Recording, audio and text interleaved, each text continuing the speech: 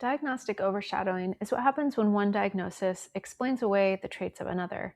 And in AuDHD, it's more common for ADHD to overshadow the autism. Here are 6 ways that this can happen. A person might be interrupting peers or talking over others. All of that gets framed as ADHD impulsivity.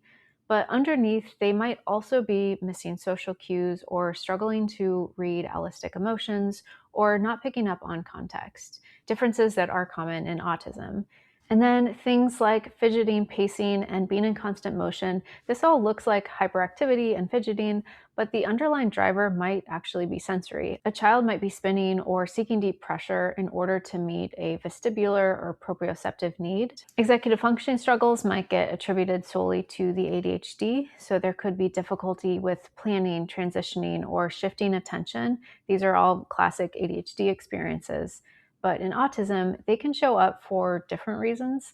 Those autistic drivers that are also making planning and transitioning difficult might get hidden. The distress that the autistic person might have around routine disruption or sensory sensitivities might get read as emotional reactivity. But when ADHD is the known diagnosis, the distress often gets interpreted as poor frustration tolerance or emotional dysregulation, things that we often associate with ADHD. Similarly, shutdowns during transitions or meltdowns around schedule changes, all of that could get misread as bad behavior rather than an autistic person having a response to unpredictability. Fifth, special interests might get folded into ADHD hyperfocus. So deep focused interests are a core part of the autistic experience.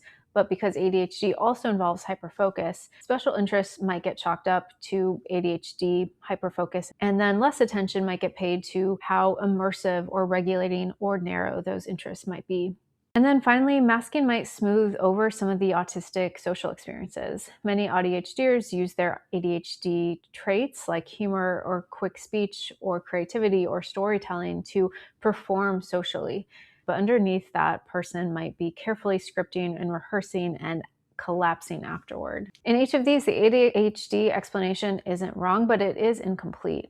And when it becomes the whole story, that's when the autism can easily get overshadowed. Diagnostic overshadowing, whether from a co-occurring mental health condition or from things like ADHD, is one of the main reasons so many of us wait years before we have the full story and before we have a lens to fully understand ourselves. To learn more about diagnostic overshadowing and AuDHD, you can check out the full video, now available up on YouTube.